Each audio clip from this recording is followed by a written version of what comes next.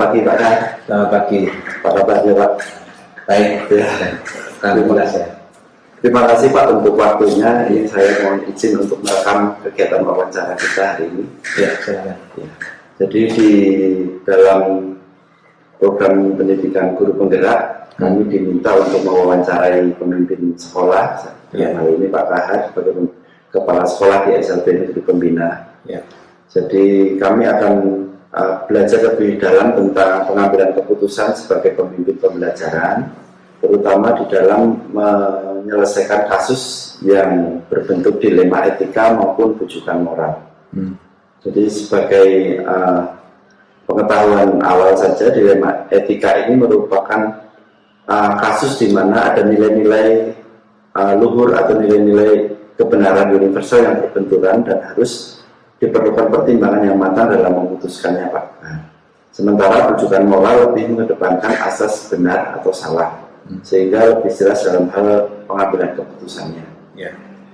Baik, kalau boleh tahu Pak Kahar, selama ini bagaimana Bapak dapat mengidentifikasi kasus-kasus yang merupakan dilema etika atau rujukan moral?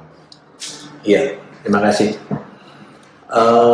Ini tahun ketiga saya di SLB ini. Jadi setelah saya evaluasi, memang selama pandemi kita tidak bisa mengambil sebuah keputusan-keputusan yang sifatnya final ya. Tetapi ketika sekarang sudah rutin masuk 100%, ini menurut pengamatan saya itu adalah siswa-siswa di sini itu tentang kedisiplinan masuk sekolah atau datang tepat waktu masih sangat rendah.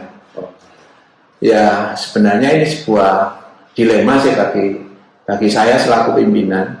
Di satu sisi saya itu kepingin mendisiplinkan siswa datang tepat waktu karena sudah kita sepakati bersama kita datang ini masuk jam 7. Ya. Tapi di satu sisi apakah mungkin anak-anak kita itu disuruh datang tepat waktu jam 7? Karena mengingat satu jarak siswa ini sangat jauh, bahkan sampai berpuluh kilo dari sini itu sekolahnya di sini. Jadi ini satu permasalahan yang memang perlu kita ambil sebuah kebijakan yang tidak merugikan sana merugikan sini, tapi sama-sama diuntungkan gitu. Jadi salah satu solusi yang saya tawarkan dan sudah dibahas dengan guru-guru secara dan diputuskan bersama itu adalah kita tetap datang jam 7 pagi, tapi dengan cara yang pertama itu adalah melakukan aktivitas di sekolah ini tepat jam 7 pagi. Apa itu kegiatannya? Yaitu senam pagi mulai hari Selasa sampai hari Jumat. Untuk hari Senin kita adakan upacara bendera tepat jam 7. Nah, harapannya secara bertahap anak-anak ini akan termotivasi untuk datang lebih pagi atau datang tepat waktu karena teman-temannya sudah melakukan senam pagi. Jadi mereka lama-kelamaan ada rasa, oh saya terlambat, oh hari ini saya tidak datang tepat waktu. Dan harapannya ke depan dengan motivasi seperti kegiatan senam bersama di pagi hari ini, yang pertama adalah saya malu ketika datang terlambat. Nah itu harapan saya ke situ. Jadi dan alhamdulillah ini sudah mulai ada hasilnya. Jadi anak-anak sudah datang lebih awal. Kemudian yang kedua, cara saya adalah melakukan teguran secara langsung. Jadi saya di depan pintu gerbang itu menegur setiap wali murid dan siswa yang datang terlambat itu. Apa yang saya sampaikan, besok jangan terlambat lagi ya, besok jangan terlambat lagi ya. Itu kata-kata itu saya ulang supaya mereka juga oh iya ternyata saya terlambat gitu. Jadi dengan harapan saya dengan cara-cara seperti ini anak-anak itu bisa datang tepat waktu. Sehingga kegiatan pembelajaran di kelas juga bisa dilaksanakan tepat waktu juga, karena setelah selesai senam bersama itu anak-anak langsung masuk ke kelas secara bersama-sama. Itu. Terima kasih Pak Kahar, ini sudah menjawab 4 pertanyaan langsung. Sebenarnya belum saya tanyakan, tapi sudah cukup menjawab dari semuanya. Kemudian, jadi kalau boleh saya garis bawahi bahwa ini adalah suatu dilema etika ya Pak Kahar, sesuai dengan ilmu yang sudah saya dapatkan. Ini merupakan dilema etika di mana ada nilai kedisiplinan yang ingin diunggulkan di sekolah ini, dan juga nilai belas kasihan yang selama ini juga menjadi dasar di sekolah ini. Jadi kedisiplinan untuk datang tepat waktu dan juga belas kasihan karena memahami bahwa kondisi anak itu jauh kondisinya. Baik. Dan akhirnya keputusan yang diambil adalah membiasakan untuk bisa datang tepat waktu dengan kegiatan senam pagi dan upacara. Iya. Terus teguran tadi itu kan Teguran, iya. Siap. Itu kan penting juga. Iya. Kemudian selama ini hal-hal apa saja yang Bapak anggap efektif dalam pengambilan keputusan tersebut? Sebenarnya memang keputusan ini kan tidak saya ambil sendiri ya.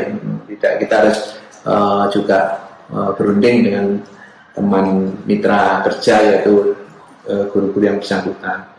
Saya mengambil keputusan ini juga bermitra dengan teman-teman kita. Utamanya adalah kita menghimbau kepada koordinator jenjang. Karena di sini ada jenjang SDLB, SMPLB, SMALB, bahkan ada TKLB. Masing-masingnya ada koordinatornya. Jadi supaya koordinator jenjang ini juga bersama-sama dalam mendisiplinkan siswa tersebut. Jadi ini bukan keputusan semata-mata dari kepala sekolah, tapi ini adalah keputusan bersama yang didukung oleh semua stakeholder yang ada di sini. Begitu. Kemudian selama ini kan pasti tidak langsung secara otomatis berjalan mulus ya Pak ya. Iya. Pasti ada tantangan dalam pengambilan keputusan ini. Kira-kira tantangan yang paling dirasakan apa? Tantangan yang paling berat adalah ya ini sekali lagi wali murid dengan jarak yang puluhan kilo dari sini ini ya merasa keberatan.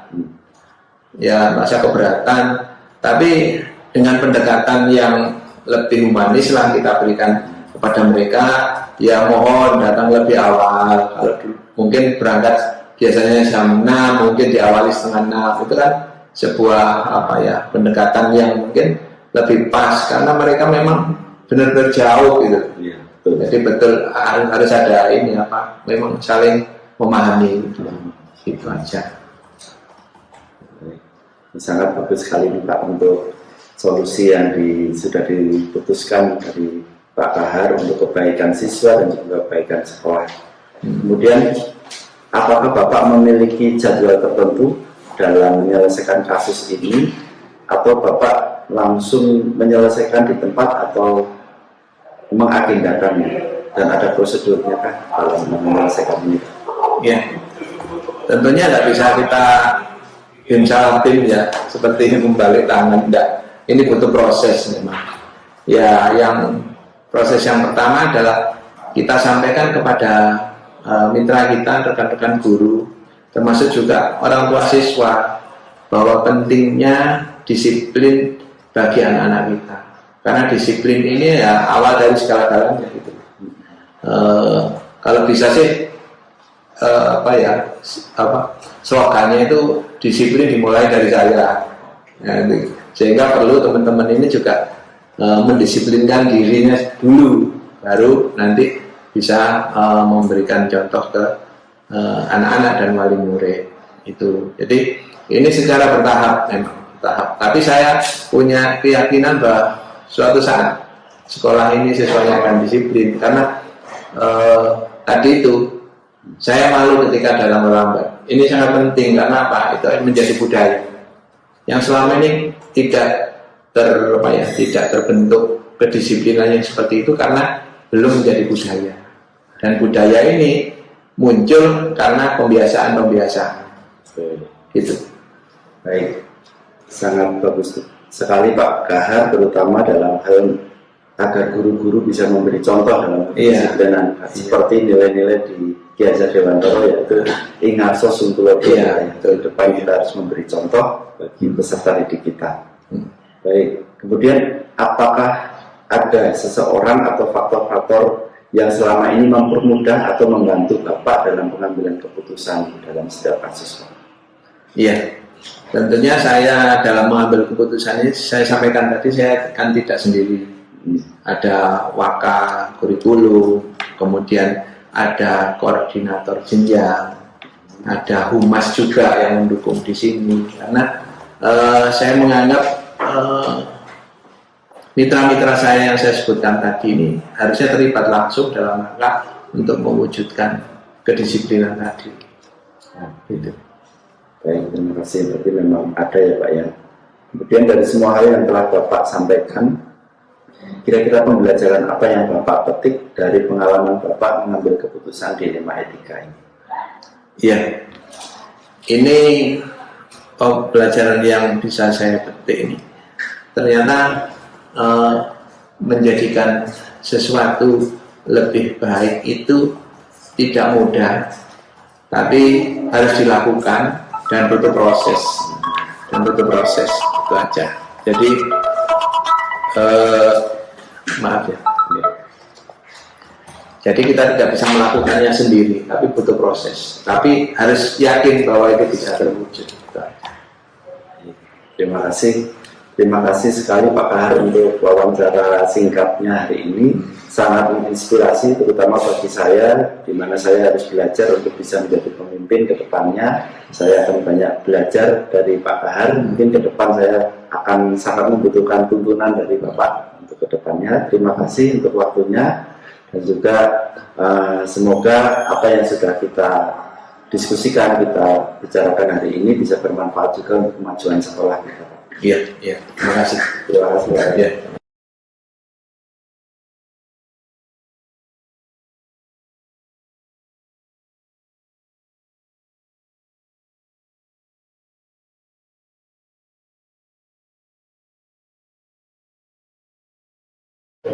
Selamat pagi Bu Yuda. Pagi Pak Unggul. Terima kasih loh ini Ya. sudah diberi waktu untuk wawancara hari ini. Ya, sama-sama. Sebelumnya mohon izin untuk bisa direkam Ya, untuk ya, wawancara. boleh Pak. Ya, jadi pada kesempatan kali ini saya ingin mewawancara Bu Yuda terkait tentang dilema etika dan bujukan moral. Mungkin sekedar pengetahuan awal saja bahwa dilema etika itu di mana nilai-nilai kebenaran itu berbenturan. Tetapi jika bujukan moral itu ada nilai benar dan salah yang dibenturkan, sehingga pemimpin pembelajaran itu harus menentukan keputusan yang terbaik. Itu. Ya. Mungkin sudah cukup paham ya Bu ya tentang itu. Ya. Insya Allah. Ya. Baik, kita masuk ke pertanyaan pertama ya Bu. Ya, silakan monggo. Selama ini bagaimana Bu Yuda dapat mengidentifikasi kasus-kasus yang merupakan dilema etika atau bujukan moral? Itu merupakan apa Kak ya, suatu masalah menurut saya ya, di mana kita harus selalu mengatasinya dengan benar. Saat ini memang banyak sekali dilema etika itu di sekeliling kita, misalkan di sekolah saja, kayak sama wali murid atau sama rekan-rekan guru ataukah dengan lingkungan sekitarnya untuk memecahkan suatu masalah tersebut. Kita cari solusinya bersama. Kita tentukan bagaimana cara mengatasinya itu tanpa membebani yang ada di sekitar kita. Jangan sampai mereka seperti aku terbebani. Akhirnya masalah itu diputuskan. Jangan sampai seperti itu. Jadi harus 50-50, harus sesuai. Sama-sama enaknya, sama-sama ya gitu. Menurut saya seperti itu sih. Oke, bagus sekali ya Bu. Jadi kita memang harus memikirkan masing-masing pihak ya Bu ya. Jadi tidak berat sebelah. Baik, pertanyaan kedua, selama ini bagaimana Ibu Yuda menjalankan pengambilan keputusan di sekolah Ibu, terutama untuk kasus-kasus di mana ada dua kepentingan yang sama-sama benar atau sama-sama mengandung nilai kebajikan? Nah, seperti yang saya katakan tadi, yang pertama itu masalahnya harus diputuskan bersama ya Pak ya. Kita harus sama-sama mengambil keputusan secara bijak, harus sama-sama, tidak ada masalah, ada kesinambungan, sama-sama senang melakukan tindakan tersebut, tugas tersebut, misalnya dikasih tugas gitu, ya oke saya laksanakan, misalnya gugur gitu. Jadi kita harus sama-sama berembuk, bermusyawarah agar masalah tersebut menjadi keputusan bersama. Saya seperti itu. Masuk ke pertanyaan ketiga, tapi sepertinya sudah sama dengan tadi. Langkah-langkah atau prosedur seperti apa yang bisa Anda lakukan selama ini? Mengikuti peraturan yang ada, Pak. Menurut saya dikerjakan mana yang utama dulu.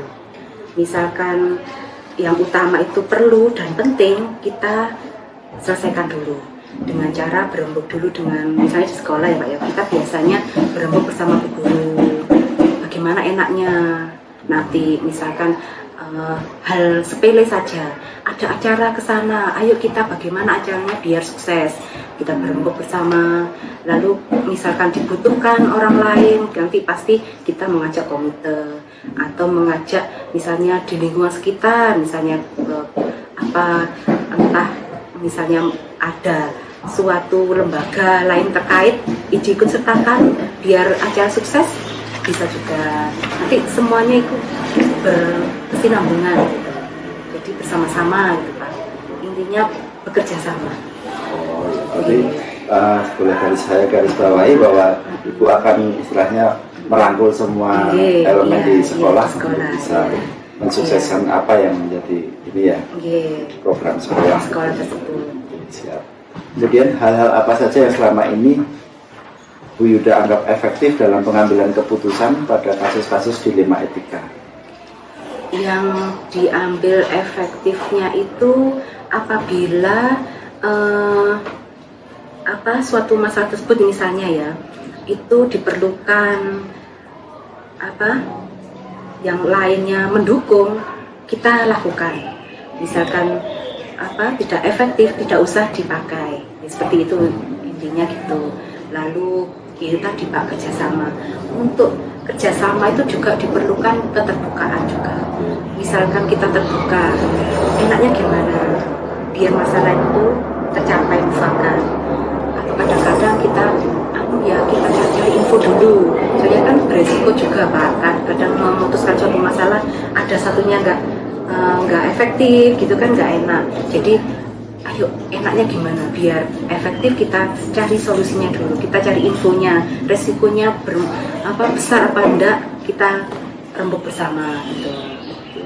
Saya kira itu Itu memang dalam setiap keputusan kan ada konsekuensi ya. Kalaupun itu kedua-duanya benar, tapi kita harus pilih konsekuensi mana yang paling istilahnya paling memungkinkan untuk kita bisa atasi. Kemudian hal-hal apa saja selama ini merupakan tantangan dalam pengambilan keputusan pada kasus dilema etika ini? Tantangannya itu banyak sih Pak ya. Tapi namanya suatu keputusan diambil bersama agar misalkan suatu keputusan itu bersama-sama menjadi hal yang terbaik untuk sekolah atau murid-murid semua, kan harus yang terbaik ya untuk mengembangkan sekolah misalnya atau pembelajaran anak. Kita bagaimana caranya, harus apa saja kita lakukan meskipun kadang ada kritiknya begini kok gitu, gimana gitu, harus kita terima dengan baik.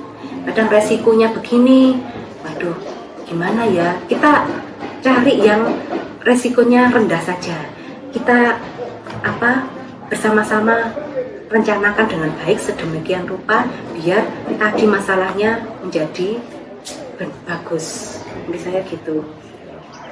Jadi memang harus ada manajemen resiko ya Bu. Iya. Kemudian apakah Ibu memiliki sebuah tata cara atau jadwal tertentu dalam sebuah penyelesaian kasus dilema etika, atau Ibu secara langsung menyelesaikan di tempat onsite, itu memiliki sebuah jadwal untuk menyelesaikannya, bentuk atau prosedur seperti apa yang Ibu jalankan? Misalkan ada suatu apakah itu masalah harus diputuskan saat itu juga gitu, atau melis dulu masalahnya apa saja, kemudian akan dijadwal selesainya di hari ini? Tergantung Pak. Misalkan itu keputusannya harus dilaksanakan, harus diputuskan sekarang, ya kita harus memutuskan dengan cara apa, ya kita cari solusinya dulu. Nanti keberhasilannya gimana, jadi kita rembuk dulu, bagaimana nanti mengatasinya. Nah, enaknya gimana kita bersama-sama melakukan rembukan tadi, nanti yang mufakat, nanti hasilnya nanti kita bicarakan. Nah, hasilnya begini-begini kita akan kita jelaskan lah apa yang kita putuskan tadi. Oke, siap. Berarti memang fleksibel ya Bu ya. Oke. Apakah ada yang bisa Iya. dijadwal, apakah harus Oke, saat iya. itu juga. Tetapi Ibu Yuda selalu mengambil kesempatan untuk membicarakan Oke, terlebih bersama dahulu. kita terlebih Jadi tidak dahulu. istilahnya spontanitas Langsung ya. atas prakarsa sendiri Iya, gitu. iya. Oke. Keren Bu. Ya. Kemudian adakah seseorang atau faktor-faktor apa yang selama ini mempermudah atau membantu Ibu dalam pengambilan keputusan dalam kasus-kasus dilema etika? Yang terkait itu mempermudahnya itu yaitu para dewan guru. Selalu kita kan bersama-sama. Iya. Selalu kita mencapai mufakat agar suatu sekolah ini menjadi atau mempunyai suatu kegiatan menjadi yang terbaik. Gurunya harus tahu juga keterbukaan, lalu kejujuran, lalu kita menggandeng merangkul komite juga. Selain komite, kadang lingkungan sekitar yang tadi saya bicarakan tadi, entah suatu lembaga terkait kayak posyandu, kalau kita kan di TK Pak ya, kadang posyandu itu juga kita rangkul, atau kadang kita memperkenalkan suatu tema-tema itu kan kadang ada di sekitar kita seperti pedagang gitu, kita yang dekat-dekat aja, ada toko terdekat atau gimana kita rangkul juga ya, seperti itulah. Jadi memang mengedepankan Ya, kerjasama, iya. Kerjasama itu yang utama. Karena kalau kerjasama itu kita gunakan selamanya, seperti berat sama dipikul, ringan sama dijinjing. Lagi pula kan kebiasaan orang Indonesia Pak ya, kita harus berbaik hati sama semua orang. Kalau menolong suatu kebersamaan itu perlu sekali. Kebersamaan, kebukaan, kejujuran, nanti akan dilihat sama murid-murid kita, mereka akan kerjasama pula. Dia akan melakukan apa yang kita lakukan, kan mencontoh juga. Kayak istilahnya filosofinya dia Jatawantara. Iya, betul. Itu Handayani, betul sekali. Siap. Kita masuk pertanyaan terakhir nih, bukan terasa sudah sampai pertanyaan terakhir. Dari semua hal yang telah Ibu sampaikan tadi, pembelajaran apa yang dapat Ibu petik dari pengalaman Ibu mengambil keputusan dilema etika? Ya itu tadi Pak, kerjasama. Kita bersama-sama untuk menjadikan suatu masalah untuk yang terbaik, menjadi keputusan yang deal misalnya gitu. Lalu dengan cara toleransi tadi, bersama-sama, bergotong royong, lalu keterbukaan tadi jangan sampai lupa. Itu biar berkesinambungan untuk mencapai mufakat yang bagus. Siap, berarti nilai kebajikan yang Ibu utamakan di sini adalah kerjasama, keterbukaan, dan toleransi. Itu sangat menginspirasi saya ini Bu. Syukur semoga bisa jadi pemimpin seperti Bu Yuda. Amin. Terima kasih. Terima kasih untuk waktunya. Kami sama-sama. mengucapkan terima kasih kepada saya sebagai calon guru penggerak. Mohon doanya semoga bisa menyelesaikan tugas-tugas yang Iya, sama-sama Pak Unggul, semoga kedepannya jadi yang baik dan sukses selalu. Terima kasih Bu. Iya,